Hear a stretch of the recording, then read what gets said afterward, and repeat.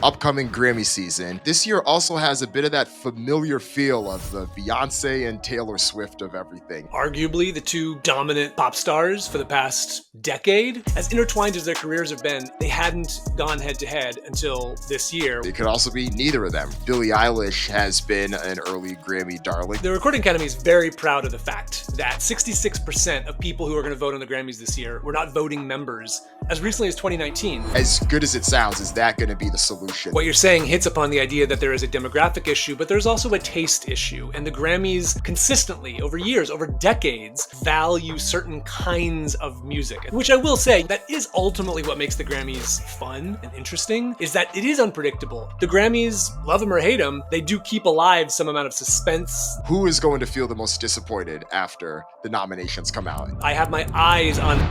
If you had to pick one album that will win Album of the Year, which one would you pick? I really am truly 50-50 on... October is almost over, and Grammy season is fully underway. The first round of voting is complete. The nominees will be announced in early November, so it's a great time to do a quick preview on what to expect this upcoming season.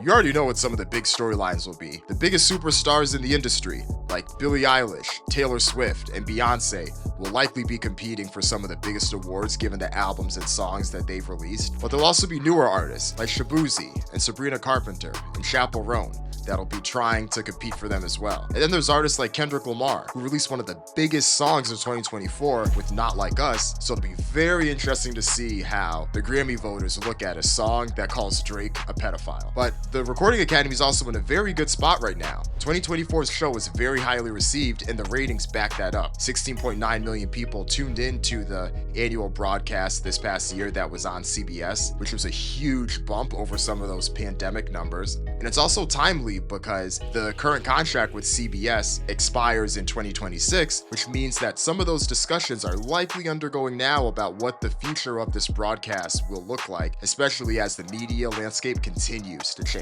And for this conversation, I'm joined by the LA Times pop music critic, Mikael Wood. He's a wealth of knowledge on this topic, does a ton of great reporting on the Grammys year after year, so I'm glad he could join me for this one. Let's dive in. All right, today we're going to dive into this upcoming Grammy season, and we have pop music critic Mikael Wood from the LA Times with us. Welcome to the show. Thanks, Dan. Good to be here, man. I've always enjoyed your writing about the space. You recently put up a piece that gave a breakdown on what to expect from this year's Grammys. We're recording this before the nominations come out. But this year also has a bit of that familiar feel of the Beyonce and Taylor Swift of everything. It's hard to ignore the elephant in the room when you think about what to expect with this year's show. Absolutely. Look, these two women, arguably the two dominant pop stars for the past decade, maybe throw Adele in, and then you've got the top three. Beyonce and Taylor have just been like, there's such an intertwined narrative, right? Over the past decade and a half since VMAs, the famous Kanye moment. And when I was looking through the stuff that I thought was going to be up for the highest level awards, I realized that in an interesting way, Taylor and Beyonce hadn't been head to head for Album of the Year since the first time they were both nominated. And that just struck me, like, as intertwined as their careers have been in this one particular way, they hadn't gone head to head until this year, when I think we can be pretty assured that Taylor with Tortured Poets Department and Beyonce with Cowboy Carter are going to score a lot of nominations: Album of the Year, Record of the Year, Song of the Year. And these are two women, for all their success and for all their ubiquity at the Grammys, I think they embody such different tendencies about the Grammys, right? Beyonce, of course, the most awarded human in Grammys history, and yet can't win Album of the Year Grammy to save her life. Taylor, meanwhile, won Album of the Year more than anybody else in Grammys history. It is a fraught history for sure when you look at the track record that each of them has at the Grammys.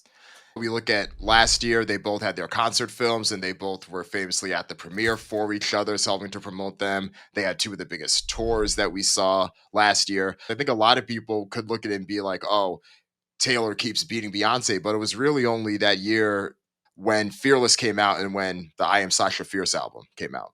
Yeah, exactly. I mean, Beyonce has not been out here losing album of the year to Taylor Swift. She lost it to Beck. She lost it to Adele, of course, who said, I can't accept this award if it means that Beyonce doesn't win it. She lost to Harry Styles. So it's not Taylor Swift who's been winning this award instead of Beyonce. What's interesting about this year is that it could very well be. And I think that just draws a lot of questions. What do we think about the fact that Taylor Swift could win Album of the Year for the fifth time, whereas Beyonce's never won it once? And then, of course, there's this question of, all right, if Beyonce is going to win Album of the Year, is Cowboy Carter the album that should win it? Look, as a music lover, as a Beyonce fan, I don't think that this record is as culture moving as self titled Beyonce or as Lemonade or as Renaissance. On the other hand, there's also the sense that this would be just like a make good from the Academy. Okay, we've taken it from you too many times. We're finally going to give it to you. That's not the way that Beyonce should win. Beyonce is not an artist that we should be giving a pity award to. That's insane. It's damned if you do, damned if you don't, which is unfortunate for the Recording Academy for sure. This is her version of Al Pacino winning Best Actor for Scent of a Woman, right? You missed all Yeah, those years from exactly. Godfather and all, Dog Day Afternoon, all those, and then now you win. But it could also be neither of them. We've also seen that Totally. Billie Eilish has been an early Grammy darling, someone that is still under 25 years old, and she had Yep. Birds of a Feather. But of course, Sabrina Carpenter or Shaboozey or Chappell Roan, artists that may not necessarily been on the radar of Grammy voters or more broadly the mainstream music listener, but they've had very big years and very big songs. So that'll be interesting to track this year as well. Absolutely. 2024 was a wild year for new acts, or anyway, new superstars with Sabrina and Chappell and Charlie XCX. They've been out here doing this for a long time. But it is undeniable that 2024 was a breakthrough year for these women who achieved a level of stardom they'd never had. So I'm curious to see how that shakes out. So there's all of these different types of things that kind of play themselves out. We also saw this last year where almost Yeah. all of the nominees for Album of the Year were women. That also reflects some of the changes that we've seen in the Recording Academy itself and the voting body there. We've seen some of the reports that have come out where they have said that in the past 5 years, they've added a considerable amount of new members, over 8,000 or so. Yeah. It still hits that 13,000 number that they normally have, which is good. But as you've called out, that also means that they booted out a lot of people in order to keep that mix and keep that mix steady. Yeah, I think, look, the Recording Academy is very proud of the fact that as they frame this number, two thirds, 66% of people who are going to vote on the Grammys this year were not voting members as recently as 2019. And that's a number worth sitting on for a second, because that's pretty impressive if your goal is to bring in new blood and new creatives into the Academy. But because they're keeping around that 12, 13,000 number. And I asked Harvey Mason Jr., the CEO of the Recording Academy, I said, why is that? Why is this the number? Is there some sort of reason that's the number? And he dodged the question and said that no, there isn't really a reason. I'm still a little bit curious and unconvinced on that. But it does show you that they have shown some people the door. They talk about it in terms of quote unquote requalifying, that you have to have shown that you have a X number of credits in the past X number of years to be considered still a credible recording industry professional. The idea is to sweep out folks who may have been riding high in the 70s or 80s or even the 90s, but have done very little since then. In theory, I think this is a sound idea. I have no doubt that the Recording Academy is full of people who do not keep up with modern music. And in fact, Harvey sent out a letter before voting this year that very starkly laid out the idea that we are asking you, we are imploring you to listen to all this music and not to just vote based according to your old favorites or your friends or blah, blah, blah. What effect that letter will have, who knows. But I do think that there is a little bit of note of caution to be sounded in the sense of, look, there are old timers in the Academy who may not be active anymore, but who are still, I think, fair to say their legacies or their taste or their connections kind of shape the modern recording industry. So I think it'll be interesting over the next couple of months between nominations and voting and the actual ceremony to see if we hear from people who object to having been shown the door when they feel like they still have a kind of grasp on modern music. In concept, the approach and the proposal did make sense. But we've also seen that, I think it was 2019 or 2020, that Billie Eilish had swept all four major awards. And that was based on a voting body that was much more reflective of that 2018-19 era. As good as it sounds, is that going to be the solution that creates more of the reflective result? I think what you're saying hits upon the idea that there is a demographic issue, but there's also a taste issue. And the Grammys consistently, over years, over decades, value certain kinds of music and certain kinds of record. Billie, as young and as vital of a talent as she is, and as young as her fan base is, she is in many ways a classic Grammy singer. She's an undeniable vocal talent who believes in a kind of record making that is, sure, it's using digital tools and it's using the modern technology, but it's, at the end of the day, it's her and Phineas making songs together. Do you know what I mean? Like the Beyonce thing, I think one thing that's instructive about that is sometimes you'll hear these exasperated reactions from older Grammy voters about how many credited songwriters there are, because it's this sort of inherent suspicion of sampling. It's an inherent suspicion of a collaborative mode of record making, that where Beyonce is, as opposed to the sort of classic kind of singer songwriter, she's more of an auteur, and she's in the studio leading, but she's marshaling the talents of dozens of people to bring these records into existence.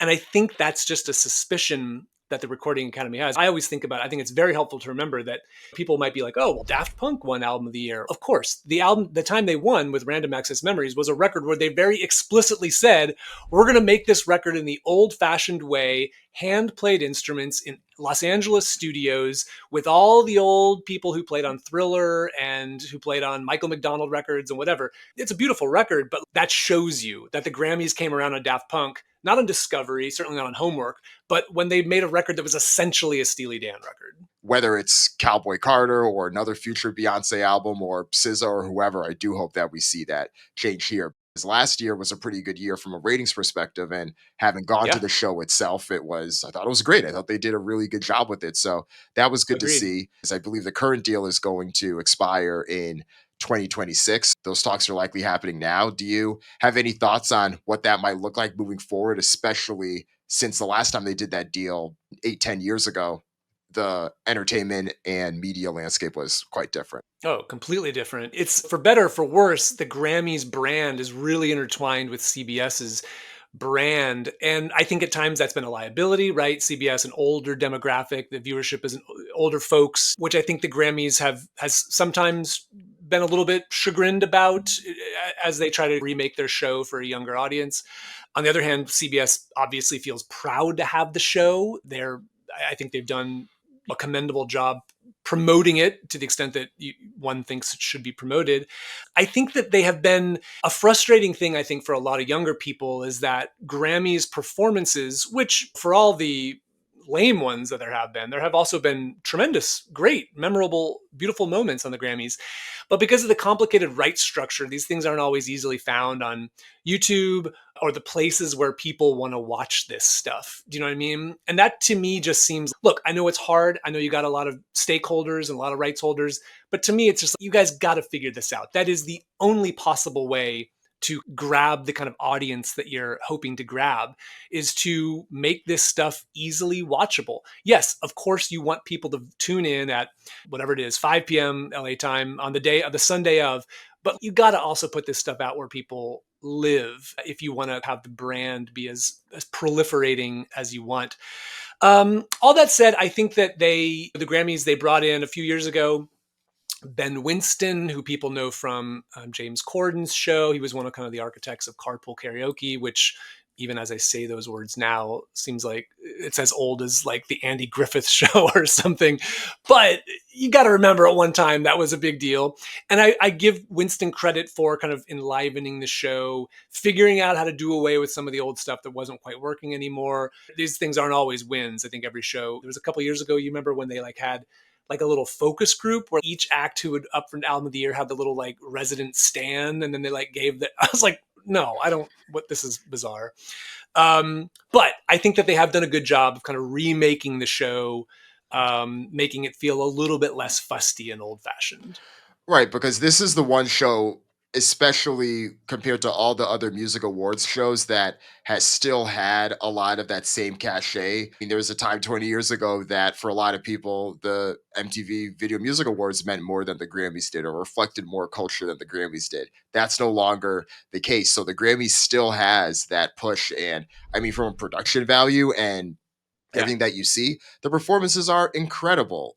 But it Yeah. does make it tough when you're still trying to create a product that reaches this average audience on a network like CBS, where the average audience are people in their 60s. So you're trying to be contemporary, you're trying to be modern with everything that you have. And I have to imagine that whatever future licensing deal that they have. One, I do believe it'll stay with CBS. It's been with them Yeah. for over 50 years. As you mentioned, Yeah. it's part of their brand, no different than having NFL games or something like that. Because after Yes. the NFL playoffs and a few big Sunday night football games, it's the Oscars and the Grammys. If you're trying to get live or double digit million ratings, and as everything else declines, those assets do become more powerful. So that does play itself in the Recording Academy's favor. But I don't think that the future of reaching everyone else is, oh, well, you have it on CBS and then you also have it on Paramount Plus. I don't think Paramount Plus has enough audience and cachet to be able to No. do that. What does it look like to have some type of partnership with one of these short form media platforms and things like that? Obviously, the Recording Academy and the Grammys aren't like WWE. Great, let's just do a straight Netflix thing. I still think they see Yeah. themselves as a nonprofit organization. We want to be Yeah. ubiquitously available, but Yeah. ubiquitously available to Gen Z and Gen Alpha doesn't necessarily mean being on linear television. No, it certainly definitely doesn't. The one kind of world, I don't think this would happen. I think this is quite a ways away, but you could have, as you say, the Recording Academy as an organization, as I think they view themselves as like a organization that is dedicated to the betterment of music cares, yada, yada. And the Grammys show the deal they have with CBS is by far their biggest moneymaker. So you can envision a world where they say, okay, if our job is to help musicians in need, if our job is to do music education in schools, and if Apple or Amazon wants to double what CBS is going to pay us, yeah, we'll do that. You could see that. I think we're a little bit far away from that, maybe a lot far away from that. But I take them at their word when they say that they are looking for the sort of the biggest payday they can get, insofar as it provides the funding for all these other kind of jobs that they want to do. As a baseline, we'll see something on CBS. I'm sure we'll see something on Paramount Plus as well, but there needs to be something else there because these performances and the content is too good to not be able to have it reach those people. It's too good, and it's also to the Grammys' credit. Look, despite people's many problems with the Grammys, performers still view the place as a platform to make news. Think about Jay-Z on this most recent show this year when he came out and he had won the Dr. Dre sort of Innovator Award or whatever it was called. And he gave a speech where he chastised the Academy for not giving Album of the Year to Beyonce. Now, knowing Jay-Z, that could have been just completely off the dome. Who knows? I have no idea. But point is, he viewed this as, all right, this is a place to do this. This has enough eyeballs. Taylor Swift as well. Taylor Swift announced Torture Poets Department at the Grammys. Now, then in her speech, if I remember correctly, she said something like, I'm going to go backstage and give you the details on Instagram or something, which goes to the point that ultimately the number of followers she has on Instagram dwarf however many people are going to watch the Grammys, even over 7 days with DVR and yada, yada. But again, Taylor, Jay, they are recognizing that this is a platform. It's a place to make news. And that is always going to be valuable as long as it lasts. That's always going to be valuable for CBS, but also for the Recording Academy. We even see that Taylor had done this at one of the VMAs when she announced the Midnight album. The VMAs aren't necessarily a thing that's announced, and I know that's a different kind of award shows. It's a bit of a trade of if we give you this award, you'll come, right? Like that type Yes, of thing. yeah. And no one would ever admit to that. But I know the Grammys aren't that way. So as much as people have the frustration, and I think everyone in the room is just as shocked as Body Rate looked shocked when she won Song of the Year the year or two ago, right? That is the nature of how these things play themselves out. One thing that we should talk about itself is streaming. The streaming era has enabled these larger than life artists to have albums that may not live up to that expectation, but their name can propel the commercial side. But we may start to see some of that happen as well on the critical side too, especially looking at the awards. Because I feel like I've noticed that shift happen as well, just given some of the albums that have won in recent years. But what's your take on that? Yeah, look, I think specifically in regards to Beyonce, Taylor, and SZA, Midnight's, it is to me insane that there is a world in which Midnight's could be called a album of the year if that means that SZA's SOS loses. SOS does literally everything we want, an album to do. Midnight's, though, to your point, because of the metrics that are available to us now, because of the how easy it is to see a juggernaut, Midnight's just, and of course because of the Eras tour, we also have to say that there's no doubt that played a role in it. It just it contributed to this air where like Midnight's just coalesced as, oh, of course this was the album of the year. Even though I think if you're really trying to consider what does album mean? What does album of the year mean? What should this award represent? I think that there were such better sort of options for who should win that. And clearly the Recording Academy does still believe in those values, because you'd only have to go back a couple of years to remember when Jean Baptiste won, which was, I remember crunching some numbers at some point, and the number of streams that Jean Baptiste had on his record that it beat Billie, it beat Olivia. I mean, it was like insane. It was ridiculous. It was like nothing. And I say that to say that it's just doubly frustrating when a record like an album like SOS, which embodies so many of these values that we look to the Recording Academy to award, that they are distracted by the success of Midnight's and by the success of Taylor Swift overall, when at other times they are very happy to ignore Olivia Rodrigo's streaming numbers in favor of Jean Baptiste, which, no shots, great artist, interesting guy, whatever. But it's really hard to make a case that was the album of that year. Like Jean Baptiste's album had the lowest odds of any of the other 10 albums that were nominated that year. So I think a lot of people as well were just as shocked. And it's the type of thing that you probably don't see in the same type of way happen elsewhere. But it again just speaks to how unpredictable all this can be, especially with these changing voting bodies and things like that. Yes. Which I will say, look, just to be kind of devil's advocate for a second, that is ultimately what makes the Grammys fun and interesting, is that it is unpredictable. It's not the Billboard Music Awards. It's not the American Music Awards. It's not something that's tabulated by fan votes. Nobody cares because you know before that you turn the thing on. The Grammys, you love them or hate them, they do keep alive some amount of suspense. They're quirky, they're idiosyncratic. Sometimes the reasons why things shake out are lamentable and they're bleak and grim. But I do want to hold space for, yes, to the extent that an awards show means anything in the first place, I do want to hold space for a show that is unpredictable and allows for the idiosyncrasies of taste, which I think is interesting. And even in my own self-critique with some of these things here too, not to fall into the common trope of if it's the result that I like, great, we finally appreciated great art. If it's the Yes, result that I don't like, why do we pay attention to this thing in the first place? Why do we give this thing light? exactly. It's like that Yes. ongoing contradiction. So we were having this Yeah. conversation before the nominations come out, and we're always prone to a few groans and a few people that are quite upset. Who is going to feel the most disappointed after the nominations come out? And who can be a particular artist, a record label, a team? But who would you have to guess? I don't know if this person's going to be disappointed or not, but I have my eyes on Morgan Wallen. Morgan Wallen has a very tortured history. Well, it's not tortured history with the Recording Academy. He just hasn't ever been nominated, which there's a lot of reasons for that. There was, of course, the TMZ N-word video. There's also just the idea that Morgan Wallen is the kind of country act that the Grammys don't like. They like Luke Combs. They like Jason Isbell. They like that kind of stuff. They don't like Morgan Wallen.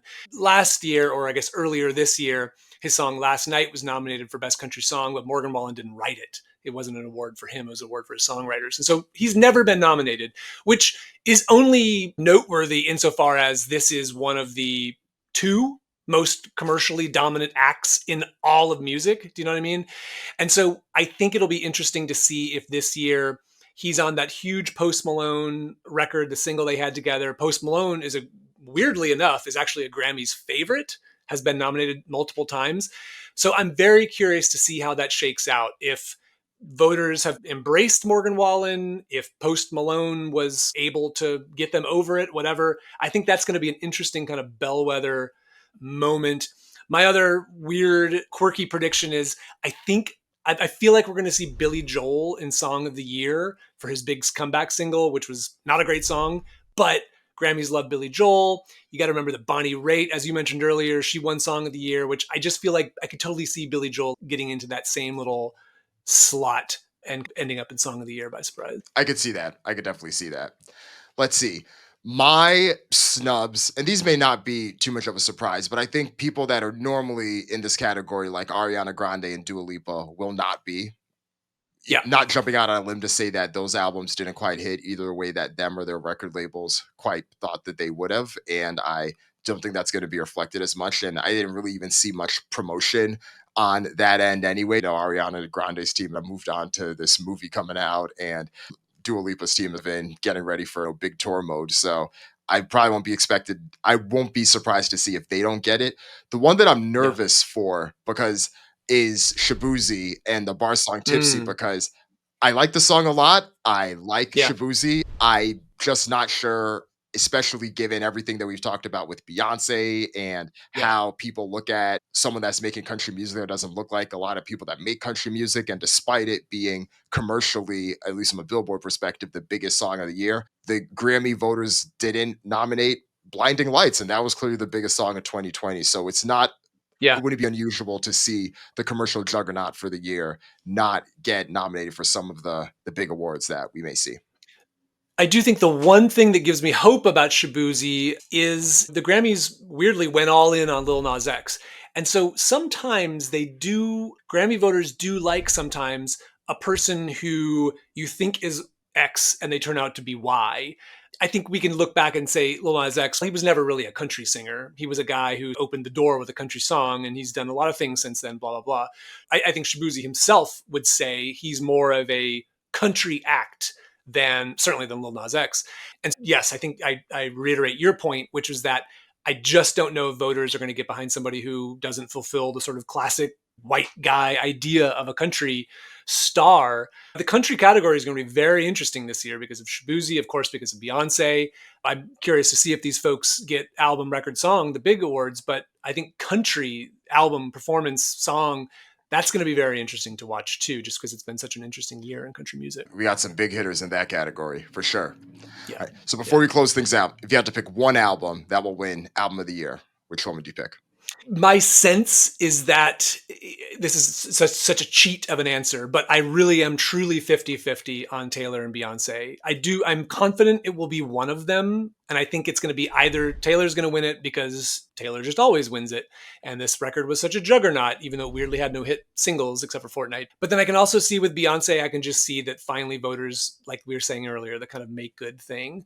While I would be gratified to see Beyonce win an award she should have won a long time ago, I do also, I shiver to think of the think pieces to come if it's Cowboy Carter that finally wins the award, because it's such a complicated win. If that happens, it's just going to be like, oh man, the discourse will just be discoursing. What about you? What do you think? I'm with you on one side of that 50%. I think it's going to be Taylor Swift again.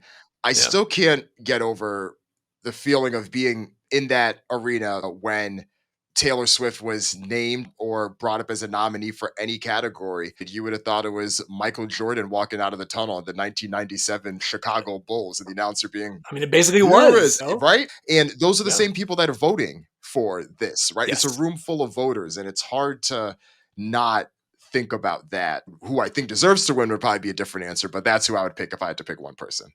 You almost can't blame them. Look, at the end of the day, the Recording Academy is a trade group. They are invested in protecting and in lifting up the recording industry.